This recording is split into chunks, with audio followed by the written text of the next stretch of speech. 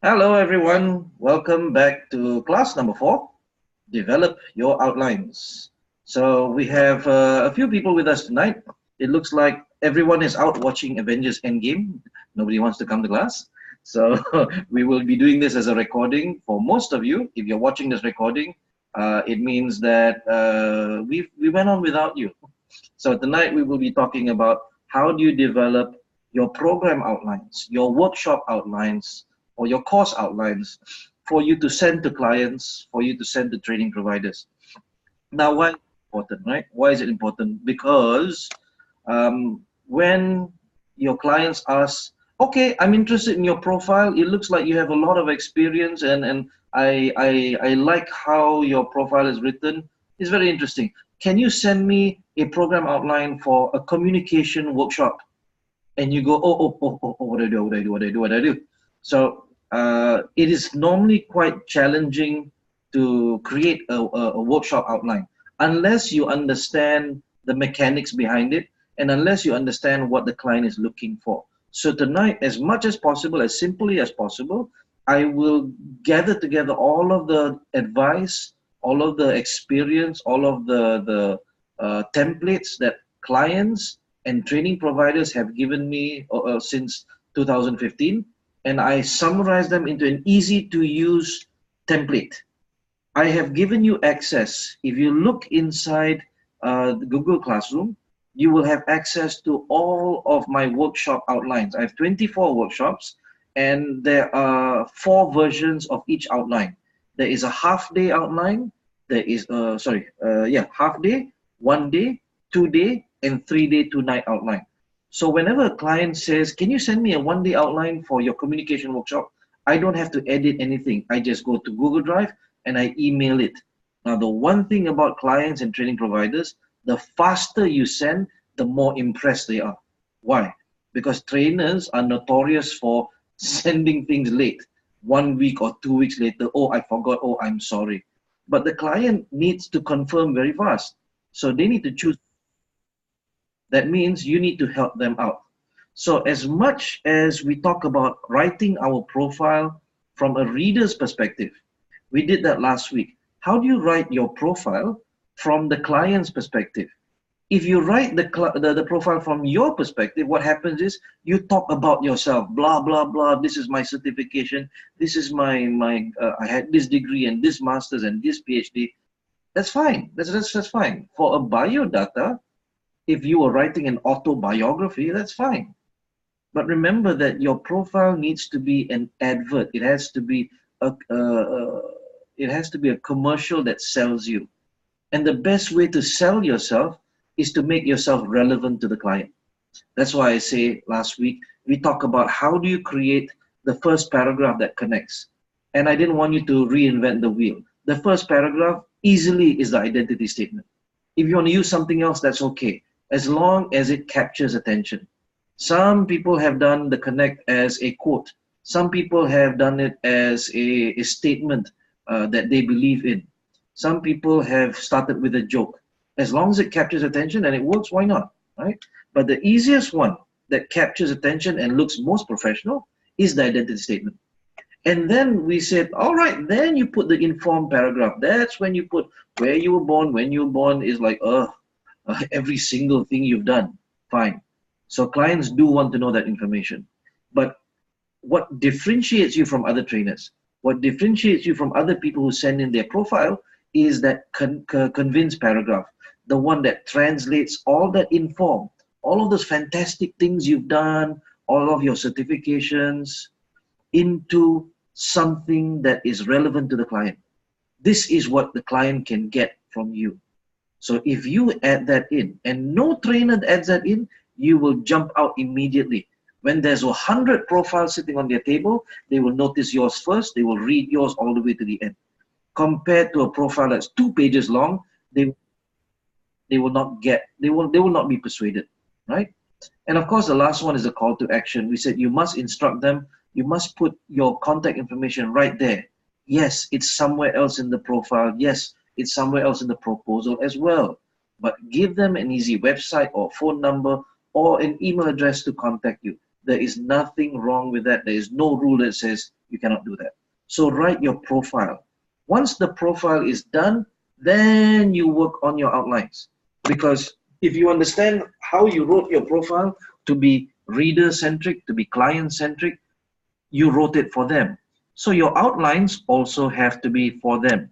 You must be writing it from their perspective to capture their attention, to sell your workshop to them, make it interesting. And why is it important? Well, put yourself in the shoes of the client. You are searching for a trainer to run a communication workshop for your staff. Post it online somewhere. Suddenly you get 300 emails with profiles and outlines, right? How are you going to choose if you are the client? How are you going to pick through it? You will have the same problem as recruiters and HR who choose new staff. So sometimes they make it very easy. They say they see a typo, they see a misspelling, they throw the resume out. So I know some HR who do the exact same thing. Oh, okay, this is a very badly designed outline, throw. This is a, what? There is a typo on the very first page. Okay, throw.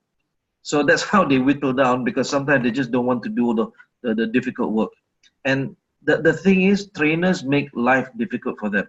So with my interviews with training providers and clients, I felt I needed to understand what they needed. So I've put together this particular class to help you figure that out. As always, the best way to do something is to ask questions. So get ready in the text chat. I'm going to ask you some questions. All right. Before that, we're going to detail a little bit what are the different areas that you must focus on. Number one, when you design your workshops, when you design your programs, keep in mind that the client does not know what they want. So you need to educate them. You need to tell them, okay, my workshops are categorized into so-and-so types, so-and-so levels. So you can certainly decide what those levels, what those types are. The easiest way to figure this out is to divide them up into 3 levels of events. The first type of workshop or course that you do is an awareness type. And awareness courses tend to be things like motivation skills, understanding importance of breastfeeding, and understanding the importance of sign language, things like that at awareness level, where you did not know something and you go, ooh, now I do. There's also the second type, which is called knowledge. And knowledge is you sit there and you take notes and you learn and you learn and you understand.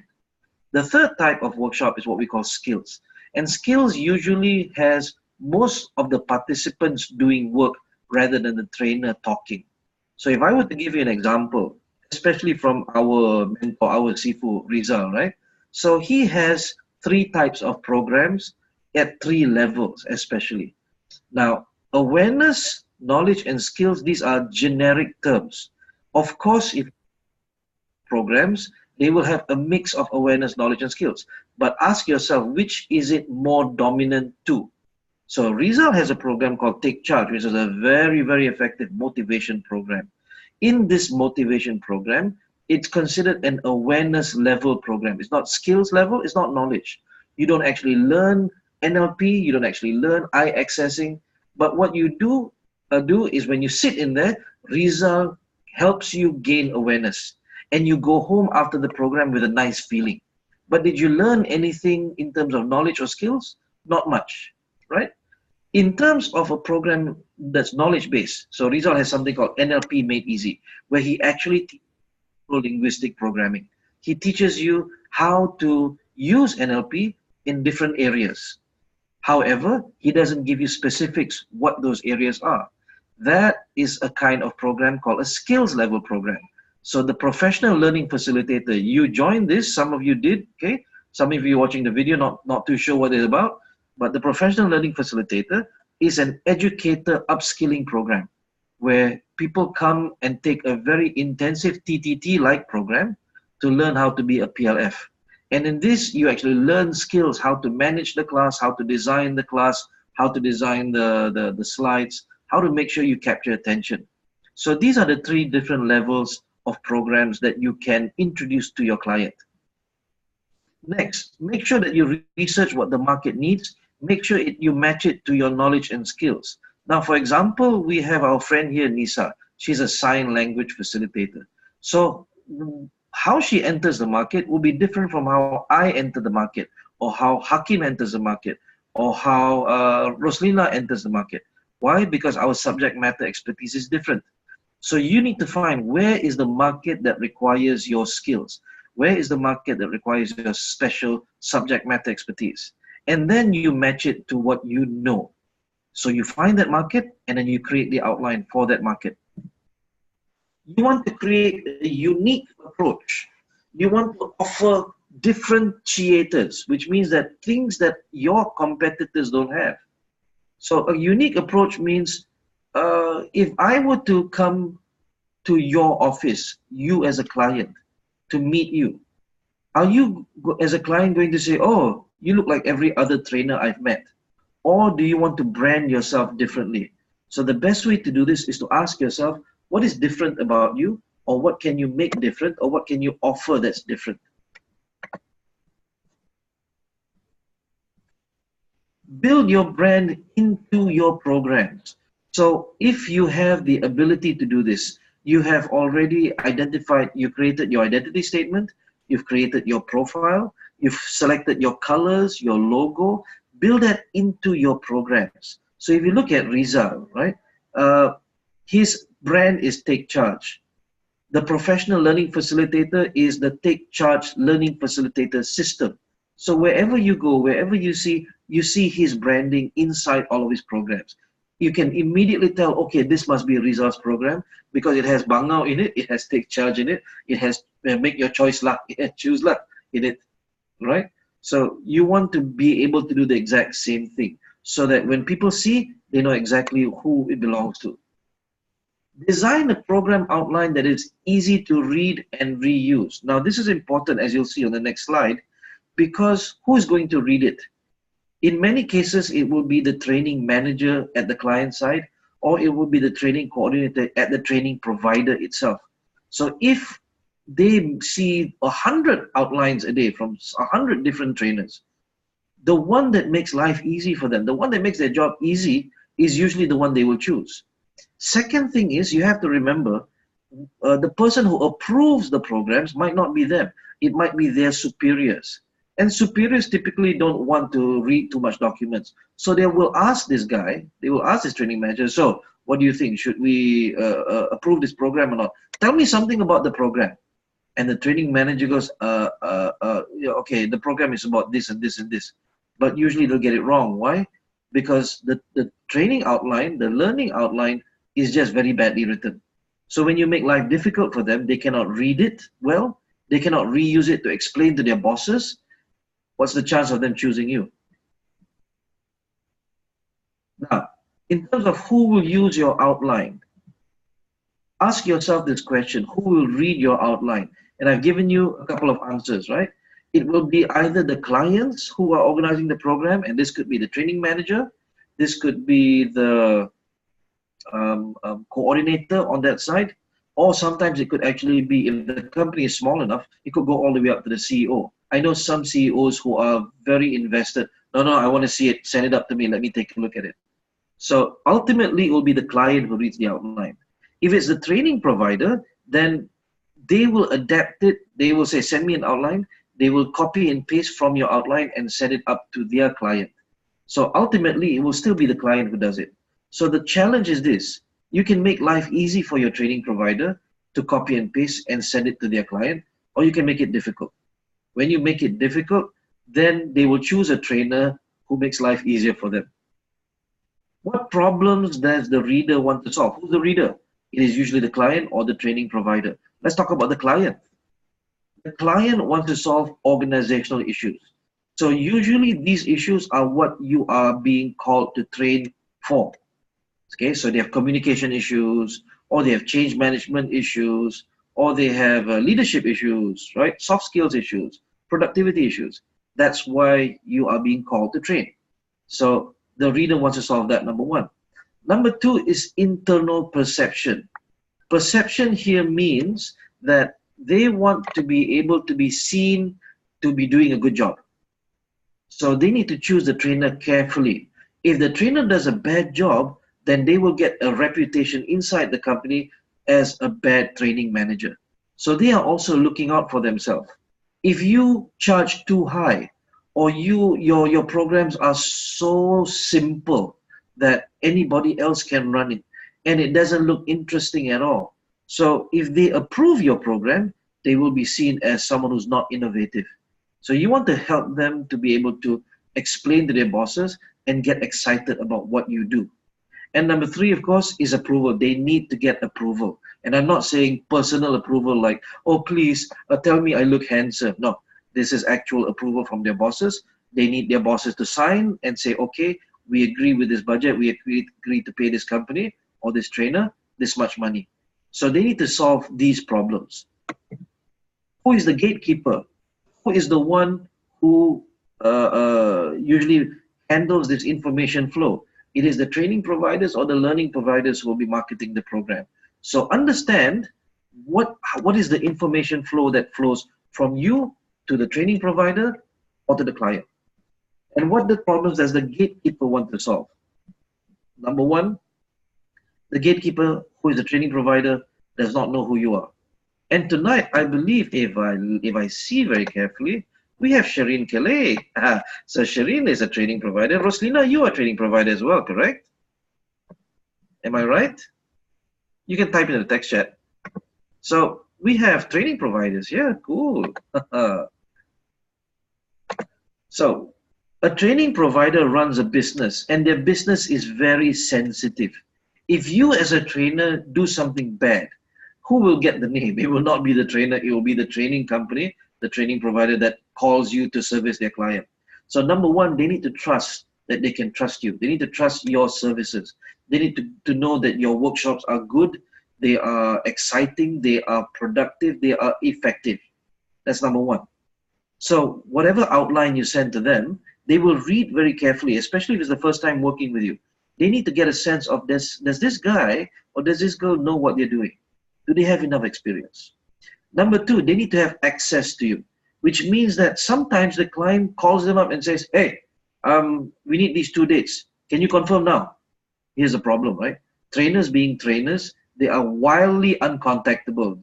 Some of them can be such divas that you don't hear back from them like 3 days after. You send a WhatsApp, and I have so many training provider friends who complain to me. They send a WhatsApp today, they get a reply 1 week later. So diva, such diva behavior, they say. So if a lot of people do that, then you have to realize, okay, you must behave differently as well. You must provide easy access to you, easy access to your documents and your outlines. Number three, modularity. Almost every client who contacts a training provider will say, can you customize for us? And many trainers will say to you, no customization allowed. Take it or leave it. So put yourself in the shoes of the training provider. They are getting crushed by the client. Client says, no, it must be customized. And the trainer says, no customization. So where's the business going to come in? How can the training provider trust you enough to be able to market you? If every time they say, can you customize, you say no. So you have to take this into account.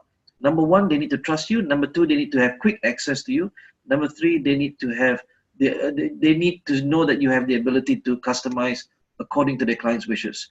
And last but not least, very important of course, is raw data information. Whenever the client says, ask a question about the trainer, can the training provider immediately answer? Because they already have that information standing by. So the outline is where they will refer to. The profile is where they will refer to. Before we continue, please ask me your questions now. What questions do you have?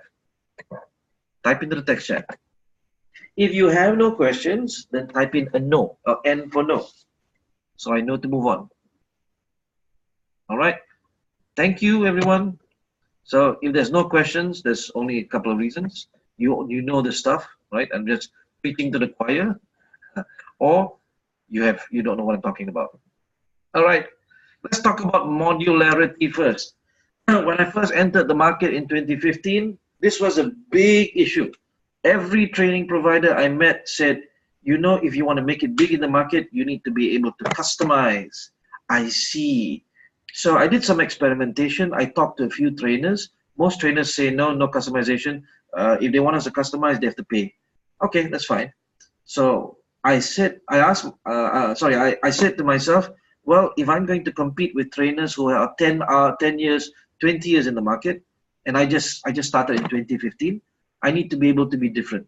So one thing I'm different, my programs are different in the ways of I actually promote modularity. I build my workshops to be like Lego, to make it easy to build and rebuild. So if you are on your phones right now, you might not be able to see this very clearly. But if you're on the laptop, let me show you what I mean about modularity. Now, I said that I build my workshops based like Lego.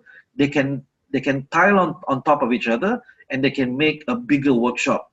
So this is what we call modules, right? Modules are small units of learning. And the modules that I sell are 2 hours long.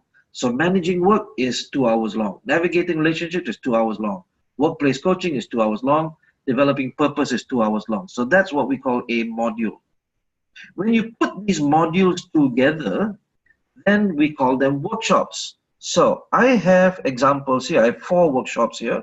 One is a problem-solving workshop I call Speed. Next is a managing workshop I call Mode. A communicating workshop I call Clear. And a leadership workshop I call Leap. So when you take those little small modules and you build them into a 2-day workshop, this is what it looks like. And this is how I go to market. This is how I introduce my workshops to clients. Then I also give them the opportunity to say, hey, because all of these are very modular, tell me what learning objectives you want to hit. Tell me what you want to achieve. And I will put them together from different workshops that I have. And then if need be, I can create a new module to start day 1. So here's an example of taking from different workshops, Speed, Mode, Clear, and Leap, putting them together into a brand new workshop, and then creating a new module to start it off, to kick it off. So energizing productivity in the workplace does not exist. That workshop does not exist at all, but does not mean we cannot do it. Why?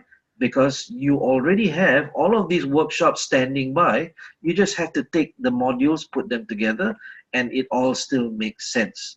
So that's how I decided to build my workshops, my programs from the very beginning. This is how I have managed to survive so far against trainers who are in the industry for much longer than I have. So I'm not saying I'm good. I'm saying I have to survive. And the one way to survive is to be modular. All right. Before I move on, ask me your questions now. What would you like to know? Again, if you have no questions, N is your word.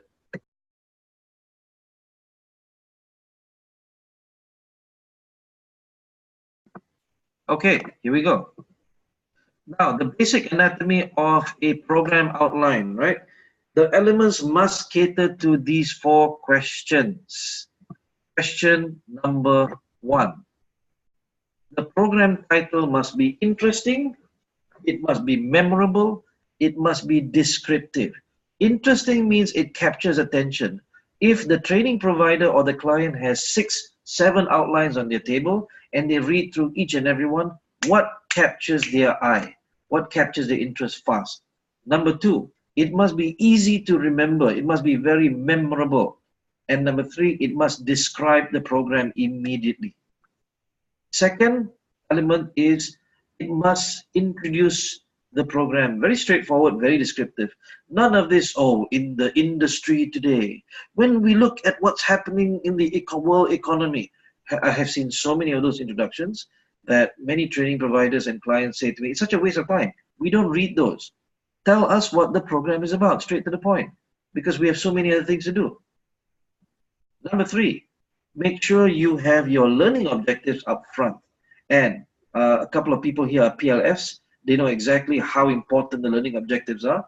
Make sure that you put them up front very early on so that the client gets to see what the participants get at the end of the program, as per your learning plan. Now, something new is business outcomes. Before this, a lot of training providers only put the learning objectives. But more and more in the market, the client would like to see What are the business outcomes for the organization, not what are the learning objectives for the participants. So here it gets a bit tricky because sometimes you need numbers. And if your program is a new one, if your workshop is a new one, you don't have these numbers in terms of how can this program affect productivity positively. Can you say things like, okay, it will reduce editing and writing errors by 30%. It will increase sales by 25%. Can you say that? If you cannot say that, if you don't have that data, then you cannot put this in. Now, here's the scary part, right? More and more clients are looking for this information. So if they see 10 outlines and only your outline has a business outcome, can explain how the workshop goes from, at the end of the workshop, they can contribute to higher productivity, measurable productivity, and can be measured on the Kirkpatrick scale, not just at level 1, not just level 2, but level 3 and level 4, they will be more interested to take you on. Now, that being said, there are clients that are not as sophisticated, and they're just looking for, this is simple. Hello, can I do you do training? I have a budget. Can you do training for me? I want to finish this budget. So of course, those kinds of clients are many, but at the same time, they're not as sophisticated. That can be good. That can also be a problem. The problem is that they don't really care about the output, which means that you will do a hit and run workshop. You come in, train the people for 2 days, and then bye-bye. You don't know how you've impacted them. You don't know whether they have improved or not. And you never know because the client doesn't tell you anyway. Next one is delivery methodology. This more and more is getting more important, I notice. Clients ask, so how do you do this? So you can list down your delivery methodology, like say, we do discussions, we do role plays, we do simulations, we do case studies. You can certainly do that. But now what they're looking for is they're looking for a certification. They want to know that you use something specific. So for those of you who are certified as a professional learning facilitator, you can safely put Take Charge Learning Facilitator System. Okay, this workshop utilizes the Take Charge Learning Facilitator System to deliver learning. Or if you are a coach, you are a certified coach, you can use, we use one coaching practitioner methodology in this workshop. So more and more, they're not looking for generic ones because everybody can do case studies, everybody can do role plays. What can you do differently? Logistics. So you want to put this down very quickly. How many participants is the maximum? I've had issues where we don't put it down, and suddenly they send 50 people, and they, of course, they say, well, you did not mention what the limit was. So please make sure that you mention, if your workshop is built for 18 people, mention very specifically, very clearly there, maximum 18. For logistical purposes or because you don't have an assistant, then you say, and no more than 18. If you bring 19, I will have to reject that 19th person, or they'll have to learn on their own. I cannot help them. So please make sure you are clear the logistics. For example, who pays for the accommodation? Who pays for F&B? Who pays for transport? Who pays for the venue? Sometimes there is miscommunication that happens in between, and the client can turn around and say, no, you didn't mention this. So I remember one time I did a team building program in Desaru for an oil and gas company. And when I got there a little early, and I asked the HR, so how do I check in to my room? And she says, oh, well, you can check in, you can just go and get your room. And I go, okay, but do you have the key for me? And she says, no, we didn't prepare a room for you. And I go, how's that possible? Because you're supposed to prepare accommodation. And she comes back to me and she says, but we did not know accommodation was supposed to be prepared. I said, check the outline, check the proposal I sent you. And lo and behold, she opened up her phone and she looked at it, and there it was on the first page. It was right there. Imagine if I forgot to put that, or I decided not to put it. I would have had to pay for my own hotel bill, and that would have it would have bit into my margin. This is a hotel in Desaru, okay? So it's not that cheap. Last one is, What do you bundle in or opt in? So what are the value adds that you provide? And as I mentioned, in my first year, 2015, based on the discussions and interviews I had with all of these trainers, I decided to be different. One of the questions I asked a trainer was, so what after sales service do you do? And a lot of them say, oh, no, no, no, we don't do after sales service. Why? Because we only pay through the workshops. So in my head, I go, okay, all right, since you don't do it, then I shall do it because I need to be different from you. I need to show the clients that I can give you additional value add. So all of my programs since 2015 up until now, this is what I do. I give all the participants 30 days free online coaching after the course. I say that again, 30 days free online coaching after the course. And the clients know this, the training providers know this. So what does it do? Well, I tell them that I have done my best. I have taught you all of the techniques. Now it is up to you to use the techniques. After this, you have 30 days. You can contact me. You can WhatsApp me. You can message me on Facebook. You can Skype me. If I'm in the area, I can come and meet you. Why? Because I want you to use the methodology. I want you to use the tools I've shown you. And if I don't hear from you after 30 days, then my responsibility is done.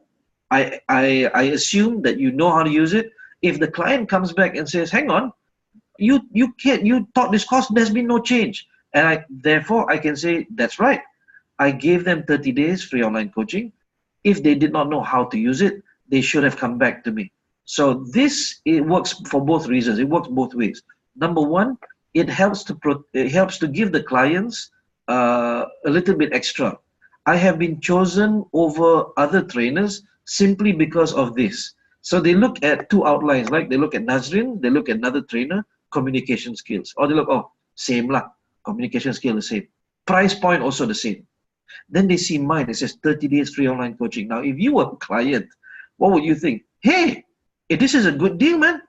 For this price, 30 days, okay lah. We choose Nazrin. And that it's happened so many times, it's not funny anymore. Where did I learn this?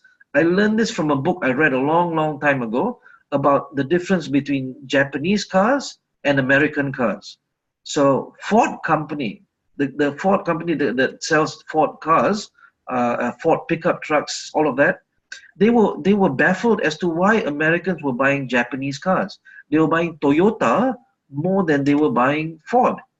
So that they did their survey, they did their market research, and they came up with the most stupid answer they found. And I use that word very, very, very honestly. People were buying the Toyota cars because the Toyota cars had cup holders. There's a place to put your drink, but the Ford cars did not. So consumers can be very fickle people. They can be very, very choosy people. I want to buy a Ford. I want to buy a Toyota. Hang on, Toyota has a cup holder. Buy the Toyota. Buy Toyota, leave the Ford. So every time they choose a Toyota over Ford, Ford loses a lot of money. So what did they do? The next year, Ford installed cup holders in all of their cars and their sales went up. So you ask yourself, if you wanted to differentiate yourself from other trainers, how would you do that? What would you do? My recommendation is you don't need to spend too much money. Sometimes it's just a service that you can add on, you can tag on, that makes a good impression of you. It gives you goodwill with the client and the training provider. So why did I do 30 days? Well, two reasons, of course. Number one, gives the participants the chance to come back to me. And number two, it helps protect me from the clients if the clients say nothing has changed. And I can say, yes, at the price point that I was paid, this is what I did, and I gave extra some more, and they did not come back to me. So you also have to be able to be smart about that. All right. Before we go into an example of an outline, ask me your questions now. If you have no questions, as per normal, type in an N, please.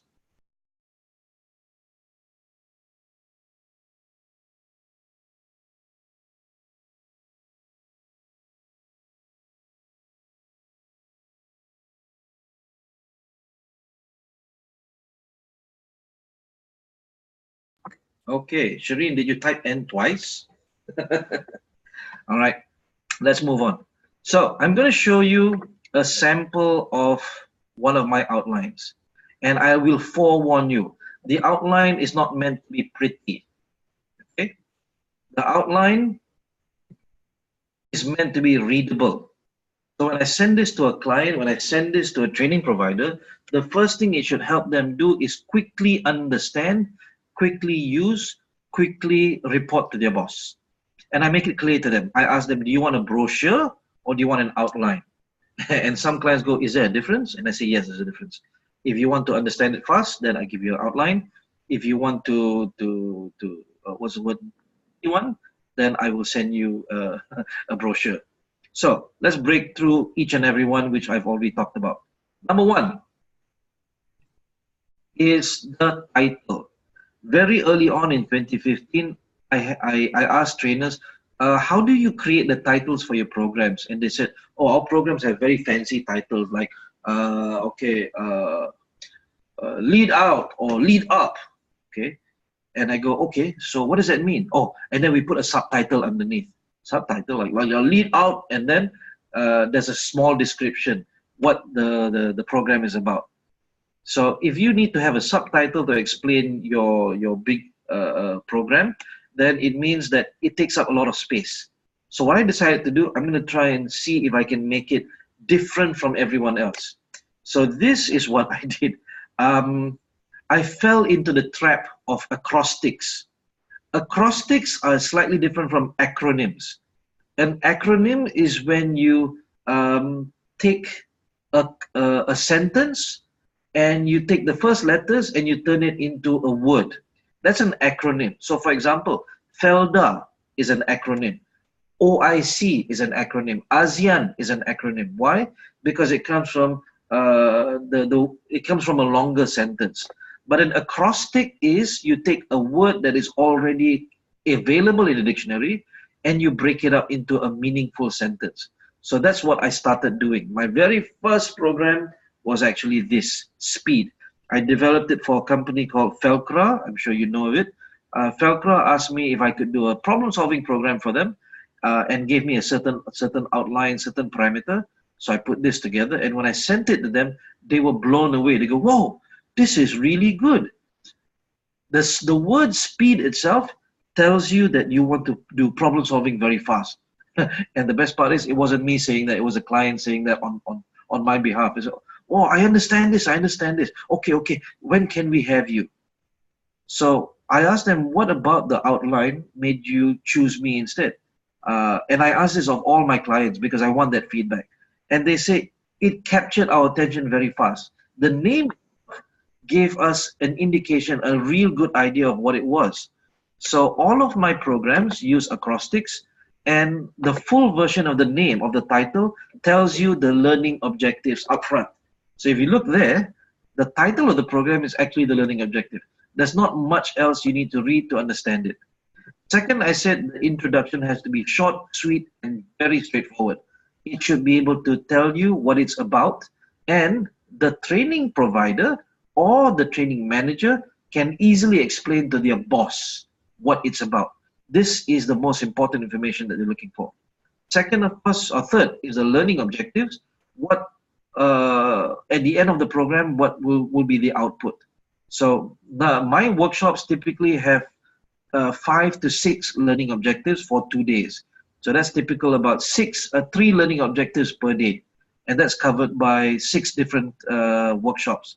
If I were to jump over to page number 2, if you look at the program schedule, you will see that there are 6 modules in total. Everything else is either a recap or it's a presentation. So that's how I come up with 5 to 6 learning objectives, because there are actually 5 or 6 modules that I present. And here we have learning facilitation methodology. As I mentioned, you can break this down into these things like interactive lecture, group discussions, or now you can start doing something interesting like mentioning the Take Charge Learning Facilitator system. You can say, I use hypnosis. You can say, I use theater methodology, which is what I use as well. Then here we have logistics. And as you can see very clearly there, facilitator, accommodation and meals borne by client. It means it's the client's responsibility. facilitator transport also borne by client. Either they pay upfront or I will charge them for the toll and the mileage. In terms of the value add, you can see that there is my post-program 30 days free online coaching. And for a while, I worked with YAPIM, which is, if I remember, Yayasan Pembangunan Islam Malaysia, if I'm not mistaken, right? I was helping them to get funds by offering 3 free 2-hour workshops.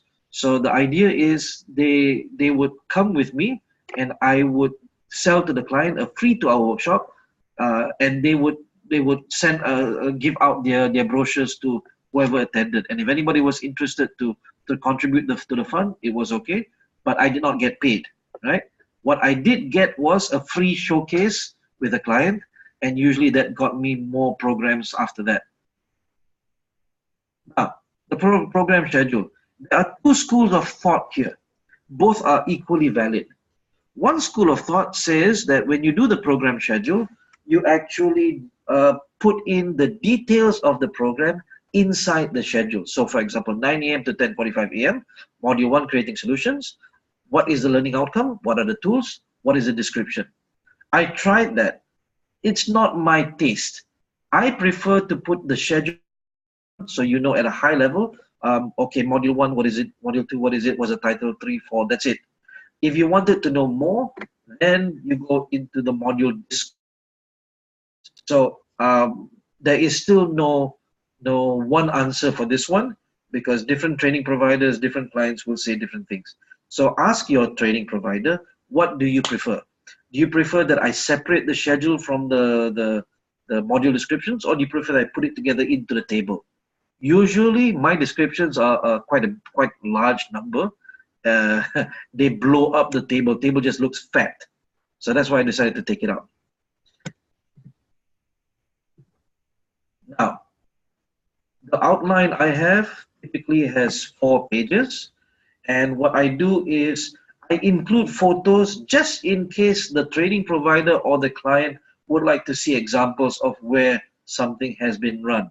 So these are photos taken for when I did speed for Felcra, and Shereen will remember this one. This was for Sime Darby.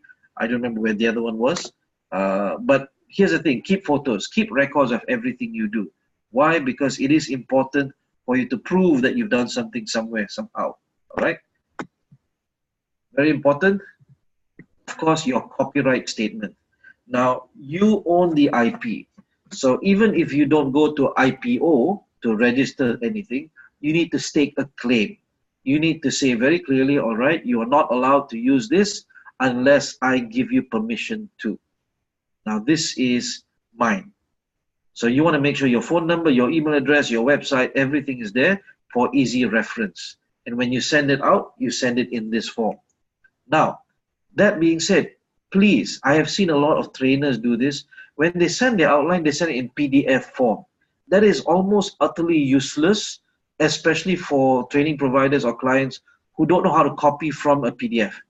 They need to use that information, copy and paste into their own template, into their own format. So please send it in Word format, something editable, something easy to use. When you send it in PDF, yes, it's light, it's small, but here's the problem, right? It makes it difficult for them. So if you are truly a PLF, a learning facilitator, please facilitate their jobs, make it easy for them. Okay, so before we go on to a sample brochure, I see something in the chat. Any questions? So what about for first timer, we do not have picture yet?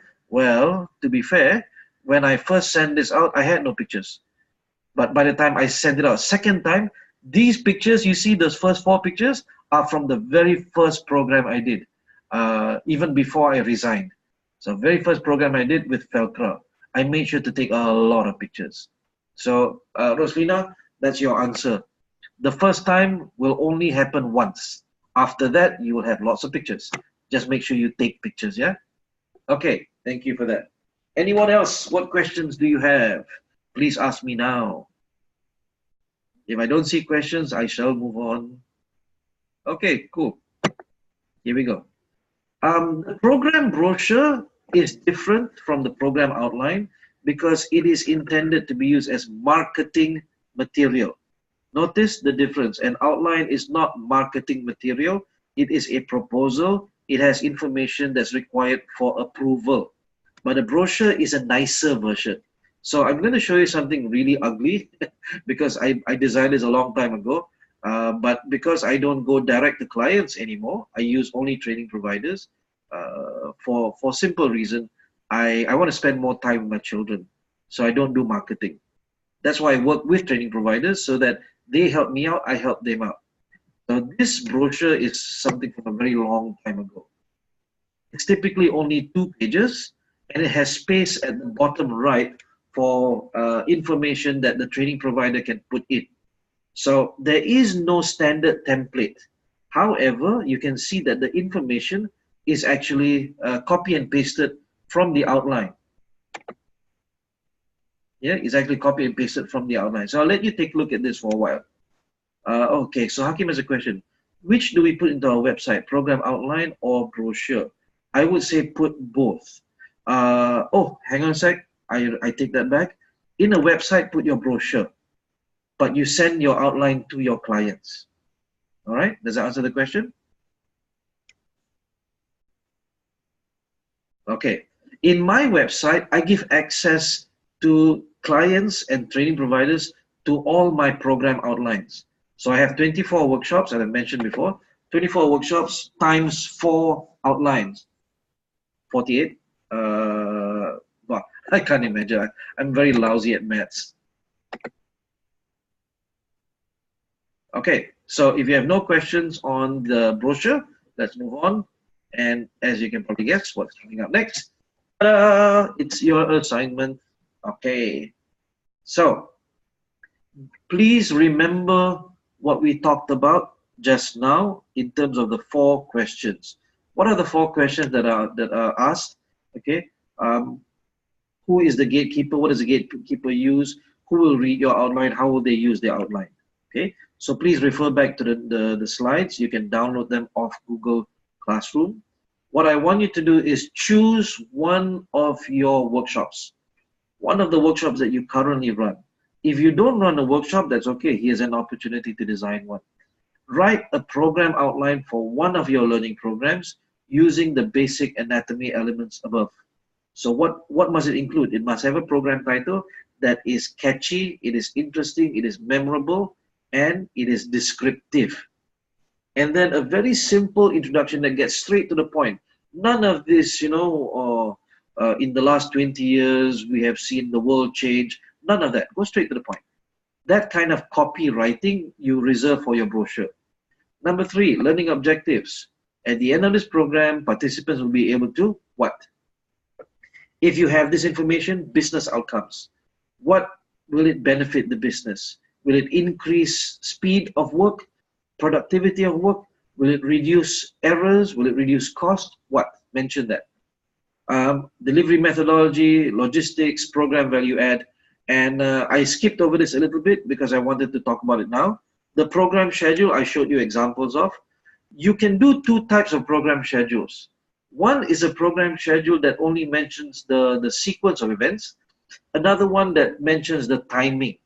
I prefer the timing because I want my training providers to know that I need this amount of time. So I don't actually end at 5 o'clock. I actually want to end at 5:30. If they want me to end earlier, then we need to start earlier. All right. So I have negotiations with them on that. But on paper, what I do is bam, I put that there. So we start at 9, we finish at 5:30. Module description. So like I said, I prefer not to gemukkan or fatten up my schedule. I take them out. If you have previous clients, what I do is I just put photos. I don't put lists of previous clients because that gets to be quite a lot of information. You can put that into your profile. So what if you have 24 workshops, but most of the clients have taken only speed. The other 23 workshops, no clients. So it looks a bit weird. So I prefer not to put in the names of the clients, but just put in pictures. And last but not least is your copyright statement and your contact. So I see a question. Hakim asks, if we only do until level 2, Kirkpatrick, should we include the business outcome as well? Well, if you only do until level 2, then probably not. You want to go further ahead. You want to be able to develop your programs, your workshops to be able to hit minimum level 3. Why? Because most trainers do level 2, right? So you need to be different.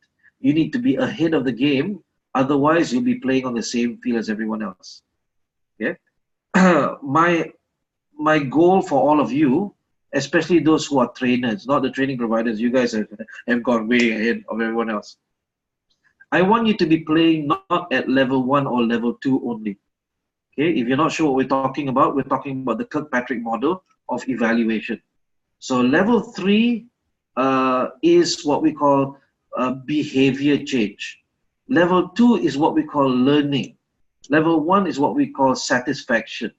So at the end of every program, you know, there's a evaluation form. Usually the evaluation form only measures satisfaction. Did you like the program? Did you like the trainer? Was the trainer nice? Did the trainer ask questions? Did the trainer facilitate discussion? That's a level 1 assessment. Level 2 assessment is how much did they learn. So that can be done either in class or 3 months or 6 months after the program ends. What we're talking about at level 3 is a bit higher. It is behavior change, consistent behavior change. So if you can help measure at that level, you will be playing on a different field where there are less people, there are less trainers there. Yeah. At the same time, it's a bit more difficult because you are engaging the client not at training manager level anymore. You would be talking to them at senior manager level, sometimes at CEO level. So you'll be playing a more mature game. But you need to start somewhere. So if you're starting from scratch, I would say don't rush it, but sooner or later you need to move. So in order to move, prepare your photos, prepare your business outcomes, so that when the time comes, you can actually start putting that into your outlines. Thank you for the question, Hakim. All right. Wow, it's actually taken almost an hour. Please ask me your questions now. If you have no questions, type in an N, and I will log off for tonight. You can send me this assignment if you want for me to check. If not, you can wait until the last class and send everything all at once. So Roslina, no questions. Thank you. Anyone else? Shireen, are you still there? Lisa, questions? None? Okay. So thank you very much for joining me tonight. This is Nazrin from Cambodia, sitting in a hotel room alone. But it's nice to connect with you guys tonight. I will be coming home to Malaysia tomorrow night. So if you want anything from here, you tell me now quickly. But sadly, there's nothing here that you cannot get back in KL. Everything on the streets is imported from China. The toys, the clothes, they're all the same. The food, almost the same anyway. I guess it's so similar. The only thing that's different is, oh, the durians are nicer and cheaper. I can't bring that back though. Sorry, guys. All right. Thank you, everyone. And we'll see you next week on Monday for class number 5, how to interact with training providers. This should be interesting because if Shireen and Roslina come in, they can help give you a perspective from their angle as well. So, signing off tonight. Bye-bye, everyone.